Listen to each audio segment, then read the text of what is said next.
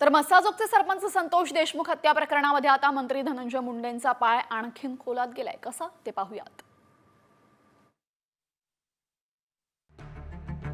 सरपंच देशमुख हत्या प्रकरणात मंत्री धनंजय मुंडे चांगलेच अडचणीत आले. सरपंच हत्या प्रकरणात वाल्मिक कराड हाच मास्टरमाइंड असल्याचं सीआयडीनं आरोपपत्रात म्हटलंय. सरपंच हत्या प्रकरणाचा कराड मास्टरमाइंड आहे असा सीआयडीचा आरोप आहे. तर कराड निकटवर्ती असल्याची कबुली धनंजय मुंडेंनी दिली आहे. कराडला मुंडेंचं पाठबळ असल्याचा विरोधकांचा आरोप आहे.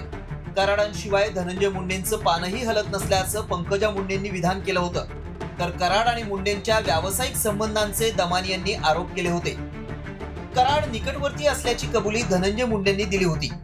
आमदार सुरेश धस, संदीप क्षीरसागर आणि आमदार प्रकाश सोळंके यांनी कराडला मुंडेंचं पाठबळ असल्याचा आरोप केला होता. त्यामुळे आता धनंजय मुंडेंवर राजीनाम्यासाठी दबाव वाढलाय. विरोधक मुंडेंच्या राजीनाम्यासाठी आक्रमक झाले. त्यामुळे आता उद्यापासून सुरू होणाऱ्या अधिवेशनात मंत्री धनंजय मुंडेंचा राजीनामा घेतला जाणार का हे बघणं महत्त्वाचं ठरणार आहे.